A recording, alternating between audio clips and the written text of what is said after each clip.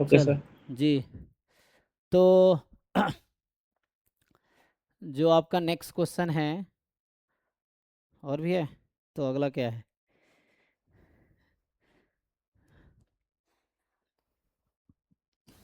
तो ये ऐसे 4 नंबर है इसमें। तो ये तो जैम का है ना। x1 x2 x2n जो है IID है। IID बोला है? नहीं, IID तो नहीं है। तो x1 x2 x2n है such that be random variable such that variance of each xi 4 है ना, and covariance of each xi xj आपका 3 है। ठीक है, for all 1 less than i different than j less than 2n।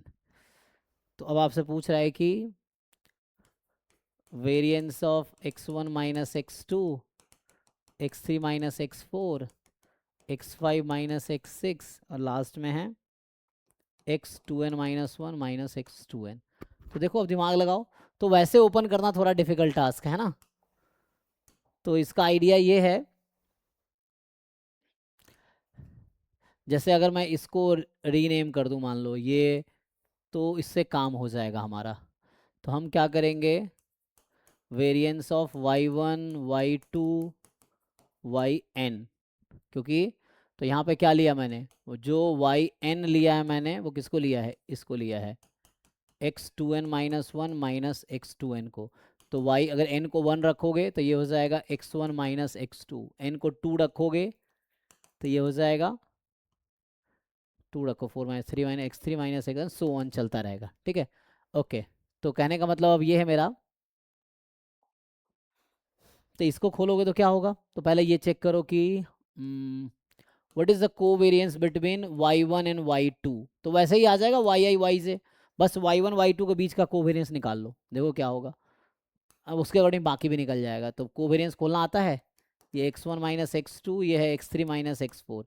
तो ये just linear property follow करता है, मतलब x1 का x3 के साथ, x1 का x4 के साथ, x2 का x3 के साथ, x2 का x4 के साथ पेयर वाइज ब्रेक कर लो, तो ये जीरो आ जाएगा। ब्रेक करो ठीक से, क्योंकि 2 बार प्लस आएगा 2 बार माइनस आएगा, तो प्लस माइनस कट जाएगा जीरो।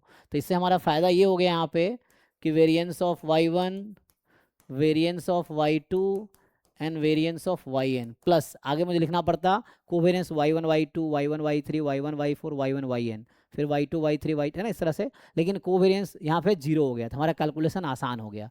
तो सारे कोवेरिएंस टर्म जीरो हो गए। और बस यहाँ से इजीली हो गया। तो ये n टर्म्स हैं और सबका वेरिएंस, ओ सॉरी, तो वेरिएंस तो y का निकालना ना मुझे। तो अभी हमने कोवेरिएंस निकाले, व्हाट विल बी, तो ये तो जीरो हो गया। चलो, तो अब मैं ये कह रहा हूँ कि अब तुम वेरिएंस निकाल लो। तो जैसे एक का निकाल लो, क्योंकि सब आइडेंटिकली ही आएगा। सो y1 का वेरिएंस निकाल लो। y1 क्या था, x1 माइनस x2। तो y1 का वेरिएंस क्या होगा, वेरिएंस ऑफ x1 जो कि है 4, वेरिएंस ऑफ x2 जो कि है 4, माइनस, माइनस है ना बीच में, 2 टाइम कोवेरिएंस x1 x2 जो कि है 3। तो 2 इंटू 3, तो मतलब 8 माइनस 6 मतलब 2 आ गया ना। तो ईच वाई आई का वेरिएंस 2 ही आएगा, तुम चेक करोगे तो 2 2 2 2 ऐड हो गया n टाइम, तो आंसर इज 2n। देखो ठीक है। Okay sir, thank you. Thank you. तो